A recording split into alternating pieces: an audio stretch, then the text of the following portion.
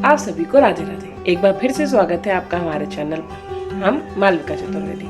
तो आज ये जो वीडियो है या जो ब्लॉग है ये हमारे बैजनाथ धाम जो कि देवघर झारखंड में है वहाँ का चौथा ब्लॉग है। इससे पहले अगर आपने ब्लॉग नहीं देखे तो आप 4 में देखिए, जहाँ पे हमने बैजनाथ की पूरी जानकारी, उसके साथ ही वहाँ के आसपास के और कौन कौन सी जगह आप जा सकते हैं उनके विषय पे बात की थी। इस चौथे ब्लॉग में हम बात करने वाले हैं एक और ऐसी जगह की जहां आप जा सकते हैं जो कि देवघर में ही स्थित है। उसका नाम है नंदन वन, नंदन पर्वत आप बोल सकते हैं। तो वो बहुत ही सुंदर, एक तो देवघर झारखंड में बहुत सारी ऐसे पर्वत हैं जहाँ पे आप जाके, तपोवन हुआ जिसके बारे में हम पहले बात कर चुके हैं, इसी तरीके से यहाँ गए। उसी के साथ हम एक और जगह गए जो कि सत्संग आश्रम था, उसके बारे में हम यहाँ पे बात करेंगे। तो हम आगे बढ़ते हैं और यहाँ पे आप उसकी जानकारी प्राप्त करिए। तब तक सभी को राधे राधे। तो आज के जो ये ब्लॉग है, या ये बोलिए जब हम गए थे उस दिन की शुरुआत सबसे पहले नंदन पहाड़ी से हुई। नंदन पहाड़ी झारखंड के देवघर में के एक किनारे पर स्थित एक पहाड़ है जिसका नाम नंदन पहाड़ी है। नंदन पहाड़ का नाम भगवान शिव के, जो आप द्वारपाल बोल सकते हैं या गढ़ बोल सकते हैं, जो नंदी जी थे उनके ऊपर रखा गया है। ये देवघर रेलवे स्टेशन से लगभग 3 किलोमीटर की दूरी पे है और मंदिर से भी आपको ज़्यादा दूर नहीं पड़ेगा, उतना ही लगभग पड़ेगा। तो आप ऑटो करके आराम से जा सकते हैं। यहाँ पहाड़ी बहुत ऊंची नहीं है, इस वजह से आराम से यहाँ जाया जा सकता है। सीढ़ियाँ बनी हुई हैं। हाँ, बुजुर्गों को दिक्कत हो सकती है पर बच्चों और लोगों के लिए ऐसा कोई परेशानी का विषय नहीं है, ऐसा बताते हैं। जो नेट पे या वहाँ लोकल के लोगों से पूछने में पता चला कि यहाँ पे जो भगवान शिव के द्वारपाल थे नंदी जी, एक बार रावण आए थे जो जबरदस्ती घुसने का प्रयास कर रहे थे शिव जी के जो जहाँ पे रहने का स्थल है वहाँ पे। तो नंदी जी ने उनको रोकने का प्रयास किया। तो इस वजह से रावण ने क्रोध में आकर नंदी जी को एक मतलब जब पटका या फेंका आप बोलिए, तो वो इस पहाड़ पर गिरे आके, इसीलिए इस जगह का नाम उनके नाम पर नंदन पहाड़ी रखा गया। ये इतिहास नेट और लोगों के द्वारा बताया गया है, जो हमने आपको भी बताया है। इसी के साथ आप देख सकते हैं कि यहाँ पे पहले जो लोग गए हैं या बहुत पहले किसी से बात की तो इतना ज़्यादा वहाँ सुविधाएं नहीं थी, पर समय के साथ जो वहाँ की लोकल जो वहाँ की गवर्नमेंट है और बाकी लोग हैं जिन्होंने मिल के यहाँ पे कार्य कराया, तो आप देखिए यहाँ आराम से सीढ़ियों के द्वारा आप जा सकते हैं। बढ़िया रेलिंग लगी हुई, तो ऐसी कोई समस्या नहीं है। इस समय पे जब आप यहाँ पे पहुँचेंगे तो यहाँ एक टिकट लगता है, शायद 10 रुपये पर पर्सन के हिसाब से, चेंज हो सकता है या आप जब जाएंगे तब आप वहाँ पे देख लीजिएगा। तो नंदन पहाड़ी को मेनली आप देख सकते हैं कि अब जो कन्वर्ट कर दिया गया है यहाँ पे इंटरटेनमेंट के लिए, जो आप बोल सकते हैं, इसके लिए बहुत अच्छा है। अगर आप पिकनिक मनाना चाहते हैं तो बहुत अच्छा है। संध्या के समय पे अगर आप जाते हैं तो बहुत ही अच्छी बात है, नहीं तो आप मतलब धूप के टाइम पे अगर आप नहीं जाएं तो ज़्यादा अच्छा है, क्योंकि वहाँ पे खुले में है पूरा, ऑब्वियसली जैसे पार्क होते हैं इस टाइप की जगह है, तो इस वजह से वहाँ पे आपको धूप में परेशानी हो सकती है। ठंडक में तो आप कभी भी जाइए, कोई दिक्कत नहीं है। बहुत ही सुंदर तरीके से इसको रखा गया है। शुरुआत में जब आप एंटर करेंगे तो आप यहाँ देखिए खूब बड़े नंदी जी जैसे ही वहाँ पर बनाए गए हैं।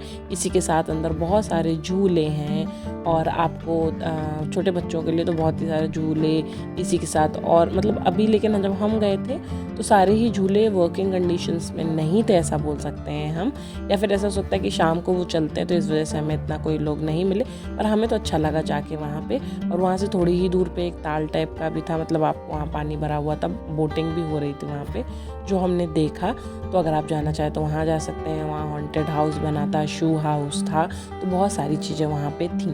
तो अगर आप बच्चों को लेके जाना चाहते हैं तो बहुत अच्छी जगह है, आप उनको वहाँ पे लेके जा सकते हैं। इसी के साथ में यहाँ पे नंदन पहाड़ पर ही भगवान शिव का भी मंदिर है। जैसा हमने बताया कि यहाँ नंदी जी जो हैं वो नंदी जी यहाँ पे मतलब गिरे थे आके, तो इस वजह से उनसे नाम से रखा गया इस पहाड़ का नाम। तो यहाँ पे नंदी भगवान का भी मंदिर है। उसी के साथ यहाँ पे शिव जी, पार्वती जी, गणेश जी और आपको और भी बहुत सारे भगवान के वहाँ पे मंदिर मिल जाएंगे। हमारे ठाकुर जी, श्री जी, और इस तरीके से भी आप आगे वीडियो में उसको देखेंगे। हमने जो आपको बताया ना कि एक ताल है जिसको आप वहाँ से देख सकते हैं, वो यही ताल है जिसको हमने अभी देखा।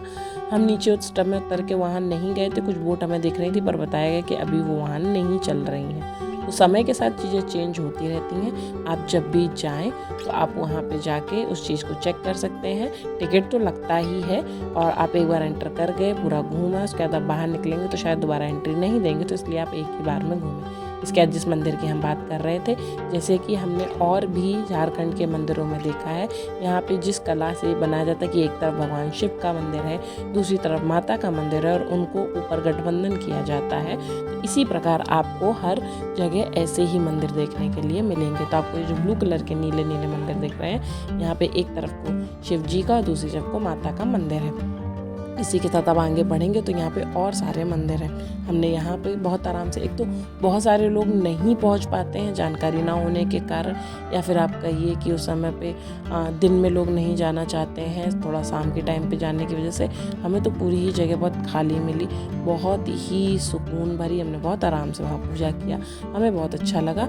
और अगर आप जाएँ तो आप ज़रूर वहाँ पर जाएँ। हमने वहाँ पर खूब आरती करी, पूजा करी और किसी न किसी तरीके की कोई रोकथाम नहीं थी। जैसे कि यहाँ ऑब्वियसली आपको जो मेन हमारे ज्योतिर्लिंग है वहाँ तो भीड़ मिलेगी ही मिलेगी, परंतु इस ऐसी जगह हैं जहाँ पे आप, और सबसे अच्छी चीज़ है कि आपको पूरे झारखंड देवघर में ऑटो वगैरह बहुत आराम से मिल जाएंगे, तो आप उनसे जा सकते हैं। आपके अपने वाहन है, अच्छी बात है, नहीं तो ऐसा कोई बहुत एक्सपेंसिव नहीं है, तो इसलिए आपको ट्रैवल करना वहाँ बहुत ज़्यादा कॉस्टली नहीं पड़ेगा। वहाँ का हर चीज़ बहुत ही मिनिमम और बहुत ही अच्छे रेट पे आपको मिल जाएगा।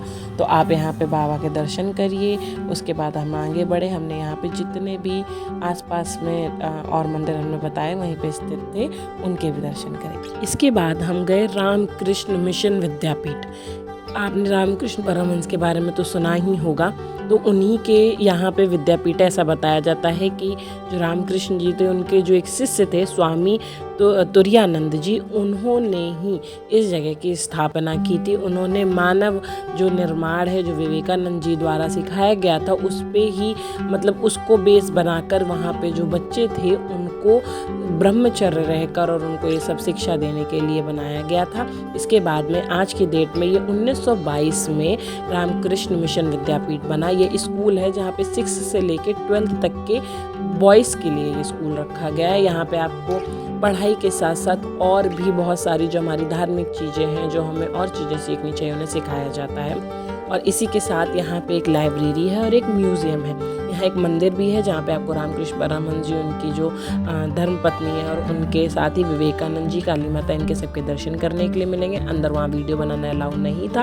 आप जब भी जाएँ बहुत शांति से जाएँ। इसी के साथ जो म्यूज़ियम था, उस म्यूज़ियम में आपको हिंदी इंग्लिश दोनों भाषाओं में जितने भी रामकृष्ण जी के शिष्य रहे, उसी के अलावा विवेकानंद जी के बारे में पूरा ही उनका जीवन का जितना भी है वो परिचय दिया गया। साथ ही एक लाइब्रेरी थी, जिस लाइब्रेरी में आपको हिंदी इंग्लिश और भी भाषाओं की जो पुस्तकें हैं वो मिल सकती हैं। आप यहाँ से उसको खरीद भी सकते थे। बहुत ही कम रेट में बहुत ही अच्छी पुस्तकें वहाँ पे उपलब्ध थी। हमने कुछ खरीदी थी, अभी हमने उनको पढ़ा भी, हमें बहुत अच्छा लगा। तो अगर आप कभी भी जाएँ आप यहाँ ज़रूर जाएँ। बहुत ही शांति, बहुत ही सुंदर और बहुत ही अच्छा स्थल है। तो आपको एक बार, मेरी मानने से एक बार ज़रूर जाना चाहिए। इसके बाद हमने थोड़ी सी भूख लगी थी तो हमने पापड़ी चाट खाई वहाँ पे।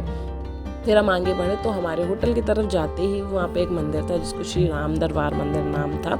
हम जहाँ भी जाते हैं सोचते थोड़ा सा टहलते घूमते देखें, तो इसलिए वहाँ पे हनुमान जी ठाकुर, उनको लक्ष्मण जी को, राम जी को अपने कंधे पे बिठाएं, वो वाला वहाँ पे उनका दर्शन करने को मिला। इसके बाद हम आगे बढ़े तो हमें एक ताल देखने के लिए मिला, बहुत बड़ा सा। वहाँ पे झारखंड में देवघर में काफ़ी जगह पे ऐसे ताल थे, परंतु ये तो काफ़ी बड़ा था और हमें पता चला कि हमारे होटल के बिल्कुल पास में ही है, जो कि हमारा होटल के विषय में हमने पहले ही ब्लॉग में बताया। आप वहाँ देख सकते हैं। बहुत ही सुंदर था, बहुत ही शांत था, बहुत ही बढ़िया ग्रीनरी थी वहाँ पे। देवघर मतलब काफ़ी शांत और बहुत ही सुंदर जगह है, तो आपको ज़रूर यहाँ जाना चाहिए और दर्शन करने चाहिए भगवान के साथ साथ और भी सारी जगहों के। तो हमें बहुत अच्छा लगा। हम थोड़ी देर वहाँ बैठे, हमने वहाँ पे देखा और इसके बाद हम आगे निकल गए। इसके बाद हमने बीच में थोड़ा सा रेस्ट लिया, क्योंकि ऑब्वियसली हम सुबह से निकले हुए थे और हम इतने सारी जगह पे देखा, दर्शन किए थे जाके और घूमे थे, एंजॉय किया था। इसके बाद हमने यहाँ पे पूरे कुंड में सब देखने के बाद में हम गए, हमने रेस्ट किया और फिर हम शाम को निकले। फिर हम गए सत्संग आश्रम। सत्संग आश्रम देवघर में ही इस समय स्थित है। वैसे इसकी जो हिस्ट्री अगर देखी जाए तो ये श्री ठाकुर अनुकूल चंद्र जी के द्वारा एक संघ आप बोल सकते हैं, या जो ये गुरु बने और इनके शिष्यों का जो परंपरा चली आ रही है उनके द्वारा स्थापित है। है 1906 से लेकर 1946 तक ये बांग्लादेश के पवा नाम की एक जगह है वहाँ पे स्थित था। लेकिन उसके बाद जब आज़ादी का हुआ और बाकी चीज़ें हुई तो उसके बाद 1946 में अप्रैल में ये देवघर में आके इसका मेन जो सेंटर बना राधा स्वामी का वो यहाँ पे बना हुआ। अगर नाम लेने में कोई गलती हो तो उसके लिए हम क्षमा प्रार्थी हैं। यहाँ पे ये जो पूरा आश्रम है बहुत ही सुंदर, पूरा वाइट कलर का बना हुआ है और यहाँ पे जितना हमें समझ में आया उस हिसाब से जो भी अध्यात्म से रिलेटेड जो पहले जो श्री श्री ठाकुर जी थे ये चिकित्सा के आप चिकित्सक थे या उसके विषय में उन्होंने पढ़ाई की थी, फिर धीरे धीरे करके वो अध्यात्म में रहे और उसके बाद उन्होंने शिक्षा, चिकित्सा, अध्यात्म इन सब को मिलके इन सब के विषय में बनाया और आज उनके जो शिष्य हैं और उनका जो शिष्य परकर है वो उसी चीज़ पे अग्रसर है। अब वो शरीर से तो यहाँ नहीं है परंतु आप यहाँ पे आश्रम में जाके उनके दर्शन कर सकते हैं, उनकी जो धर्म पत्नी है उनके दर्शन कर सकते हैं और ये बहुत ही सुंदर सी जगह है। यहाँ पे आपको पक्षी और भी बहुत सारी चीज़ दिखेंगी। यहाँ मेडिटेशन होता है, यहाँ पे श्री जी और आपको राधा जी, कृष्ण जी और राम जी, इनके जितने भी हैं इन सब लोगों के यहाँ पे जो सत्संग होता है आप उन सब सत्संग में पार्टिसिपेट कर सकते हैं, आप मेडिटेशन कर सकते हैं। तो हमें तो बड़ा अच्छा लगा जाके। ये जो है ये भी रेलवे स्टेशन से आपको ज़्यादा दूर पे नहीं है। जो हमने रामकृष्ण परमहंस जी का जो आपने विद्यापीठ हमने देखा था उससे थोड़ा पास, थोड़ी ही दूर चलने पे आपको यहाँ पे जाने को मिल जाएगा। फिर हम यहाँ से होने के बाद में आगे बढ़े और आगे बढ़ के हम गए हमारे प्यारे से जो हमारे शिव जी हैं उनके दर्शन करने के लिए, ज्योतिर्लिंग के दर्शन करने के लिए। हम जितने दिन वहाँ रहे हमने प्रयास किया कि हम रोज़ वहाँ पे दर्शन कर सके। ज़्यादातर हम संध्या में ही जाते थे। संध्या में जब श्रृंगार आरती होती है उस समय पे, श्रृंगार आरती से पहले स्पर्श दर्शन होते हैं। सुबह आपको स्पर्श दर्शन ही होंगे और इसके बाद में आप श्रृंगार आरती के लिए संध्या में जा सकते हैं। थोड़ी सी भीड़ हर जगह रहती है, यहाँ बाकियों की अपेक्षा यहाँ उतनी ज़्यादा नहीं थी परंतु आप यहाँ पे दर्शन करने के लिए बहुत आराम से जा सकते हैं। शाम को श्रृंगार के बाद स्पर्श दर्शन नहीं होते। इन सब के विषय में हम पहले इस वीडियो में, मतलब पहले जो ब्लॉग 3 हमने डाले उनमें हम काफ़ी डिटेल में बात कर चुके हैं। अगर आपने नहीं देखा हो तो आप देख सकते हैं। यहाँ पे संध्या में जो आरती होती है वहाँ पे उस आरती में हम सम्मिलित हुए, फिर आप वहाँ पे दर्शन करिए सब जगह और इस तरीके से माता के शक्तिपीठ का दर्शन करिए और परिसर में ही बहुत सारे मंदिर हैं उनके दर्शन करिए। सब कुछ बहुत अच्छा था, यहाँ पे कोई कमी नहीं, कोई दिक्कत नहीं हुई हमें। परंतु एक चीज़ का ही बस, एक तो गर्भगृह हमेशा छोटा ही होता है। यहाँ गर्भगृह तक जाने की मतलब अनुमति है, आपको दर्शन करने की अनुमति है, परंतु जो वीआईपी कल्चर है थोड़ा सा यहाँ पे भी है कि अगर किसी को परेशानी एक अलग का विषय है, परंतु पैसे दे के अंदर जाने का जो थोड़ा सा प्रॉब्लम है वो होता है कि वो लोग खड़े रहते हैं और बाकी लोगों को निकालने का वो बहुत ज़्यादा तो नहीं हम कह सकते, परंतु हाँ अगर ये चीज़ थोड़ी सी देखी जाए और संभाली जाए तो ज़्यादा आराम रहेगा लोगों को। तो इस प्रकार हमने दर्शन किए। इसके बाद में यहाँ पे श्री शिव शंकर पेड़े भंडार, जो आप पश्चिमी द्वार से जब बाहर निकलेंगे तो इन अंकल की शॉप थी, यहाँ से हम लोगों ने पेड़े लिए थे। यहाँ के पेड़े बहुत फेमस हैं, आप जाएँ तो भोग के लिए लें और अपने वापस आने पर अपने घर के लिए और सभी लोगों के लिए अवश्य लेकर आए। हमने यहाँ से लिए थे। यहाँ के लोगों का व्यवहार काफ़ी अच्छा था, बहुत अच्छे से बात कर रहे थे, सभी को ग्रीट करते हैं। तो आप जाएं तो आप ज़रूर पेड़े लीजिए, भोग चढ़ाइए और इस भोग को सबके लिए लेके आइए।